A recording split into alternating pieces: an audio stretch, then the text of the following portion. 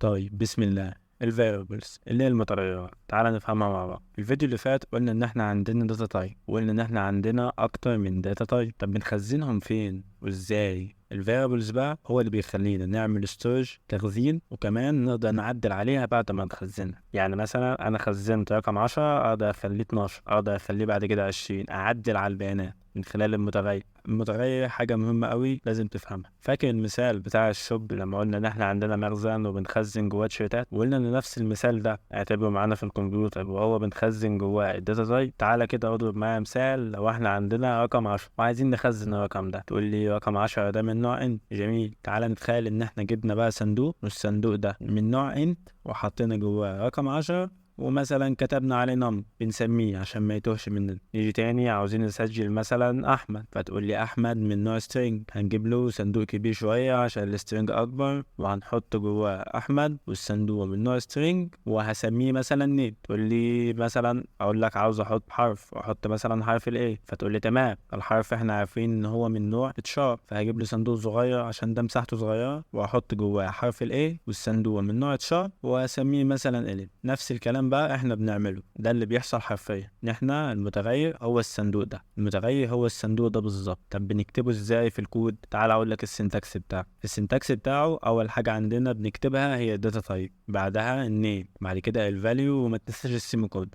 ازاي؟ انا عايز اسجل الصندوق الاولاني، فهقول داتا تايب انت نيم، انا هسميه نم، وهدي قيمه اللي هي 10. طب الصندوق التاني، الفاريبل التاني، هنقول ان هو مثلا نوعه string، الاسم بتاعه نيم، القيمة بتاعته اللي هخزنها جواه أحمد. وما تنساش إن احنا بنسجلها بين دبل كوتيشن. بس في أكتر من طريقة لكتابة الفاريبلز هنعرفها واحنا بنتعلم كودك في العملي واحنا بنكتب الكود. إنما دلوقتي أنا عايزك تعرف حاجات بسيطة بس، عشان لما أجي أكتب كود ما تبقاش أبيض، تبقى فاهم أنا بقول إيه.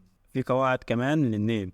دلوقتي احنا عندنا النيم، تقول لي اسمي النيم بقى اي اسم يعجبني، بس في قواعد لازم تمشي عليها. اولها ان انت مثلا ما ينفعش تعمل انت سي اوت. يعني سي اوت دي كلمة محجوزة في الكلمة، فما ينفعش النيم بتاعك يبقى حاجة محجوزة في اللغة. ما ينفعش مثلا تقول له انا عاوز اعمل انت انكلود دي كلمة في اللغة، فما ينفعش نعملها. تاني حاجة، انت بتسمي النيم بحروف، وينفع ارقام بس ما ينفعش رقم في الاول. يعني ما تقولوش انت تو نم، ما ينفعش. ممكن تقول له انت نم تو، او تحط رقم 2 ده في النص مثلا، هيمشي. حاجة كمان ان احنا ما نسجل بالعلامات اللي هي مثلا الهاشتاج والسلاش والكلام ده، لا، احنا بنسجلها بحروف وارقام. في علامتين هما اللي ينفع تسجلهم بس، وهما الدولار سايد والاندرسكور. فانت ريح دماغك من الكلام ده وما تسموش بالحاجات دي اصلا. سمي اسم ما يكونش في اللغة، ورقم ما يكونش في الاول بس. ده الفاريبل بكل بساطة، وهتفهمه اكتر لما اكتبه قدامك كود. تعال نكتبه كود يا غالي.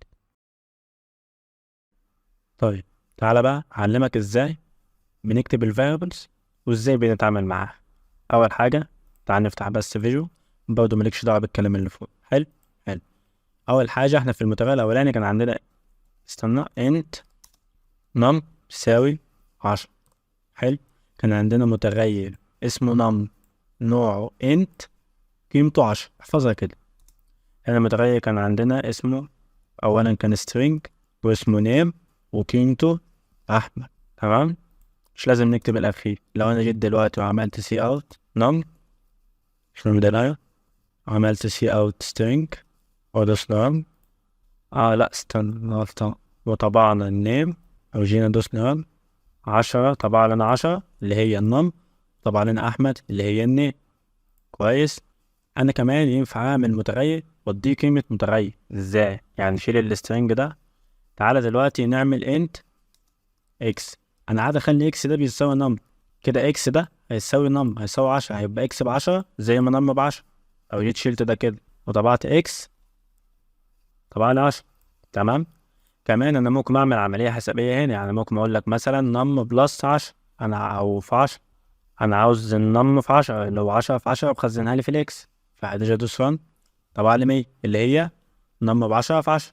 دلوقتي انا كده الحاجات بقت دايناميك معايا اكتر. طب دي الطريقه الوحيده اللي بكتب بيها؟ لا، قال لك انا ممكن اعمل نم كده واسيبه ما اعملوش حاجه، واجي تحت بقى في اي حته اكتب نم بيساوي 50، 500، ادي القيمه هنا عادي. ممكن اجي تحت مثلا واغير القيمه واكتب نم بيساوي 300 براحتي، انت فاهم، في اي وقت وفي اي حته. كمان انا لو عايز اعمل مثلا هنا نم وعايز اعمل انت اكس والاتنين من نوع انت، طب انا كده كل ما هاجي اعمل متغير هكتب له انت؟ لا، قال لك احنا ممكن نختصر ونيجي هنا ونوع عاملين فاصله اللي هو واو ونعمل اكس ونعمل فاصله ونعمل واي. كده انا عندي 3 متغيرات، انا عندي متغير اسمه نم ومتغير اسمه اكس ومتغير اسمه واي وكلهم من نوع انت. كمان اديهم قيم هنا عادي، يعني اقول مثلا ان نم ده انا عايزه بيساوي 100 وعايز اكس ده مثلا بيساوي 50 وعايز واي مثلا بيساوي 80. بس لو جيت هنا مثلا طبعت نم، استنى احنا ناسيين نحط يساوي هنا. طب لو جينا هنا طبعنا نم طبع لي 100، ولو خليت نم دي اكس وعلي 50، واكيد لو طبعت الواي هيديني 80. طيب انا كده ممكن اعمل برنامج بسيط اوضح لك بيه حاجه، وهو مثلا انا عاوز اعمل برنامج خاص مع المنتجات. يعني دلوقتي عايز نم الاكس نم ده يبقى اكس واكس ده الخصم والخصم هو 15%. حلو. لو جيت هنا انا عندي مثلا انت برو اللي هو البرودكت بي ار دي، والبي ار دي بيساوي تمن البرودكت اللي هو مثلا 1400، ده تمنه في الفي بتتكتب نجمه كده، علامه ضرب بتتكتب نجمه وانا عارفها في الاوبريشن. المهم وجيت رحت قايل له عايز اضرب ده في اكس، لو انا هنا دوست ران هتحصل معايا مشكله. هقولها لك، بص كده قال لي بيساوي صفر. بيساوي صفر ازاي بقى؟ بص، في مشكله هنا حصلت دلوقتي. انت ازاي مخزن لي رقم كسري جوه انت؟ طب هو عمل ايه؟ هو خد اول حاجه، ما خدش اللي بعد البوينت، هو خد اللي قبل البوينت، خد الصفر وحطه في الاكس. ولما جينا هنا ضربنا في الصفر في اي حاجه في صفر بصفر. طيب لو جينا هنا مثلا كتبنا ده 2، يبقى قيمه الاكس هنا هتبقى ب2، هياخد اللي قبل البوينت، انما اللي بعد البوينت ده هو ملوش دعوه بيه. ولو جربنا فهيضرب لك ده في 2 اهو، ضربه في 2. طيب دي الفاريبل بكل بساطة. عايزك بس تفهم لحد هنا، واحدة واحدة إن شاء الله هنفهم كل حاجة وهنغطي كل حاجة ومش هنسيب حاجة، تمام؟ بس انت ركز في الفيديوهات عشان الفيديوهات كلها معتمدة معاهم. بس أشوفك على خير.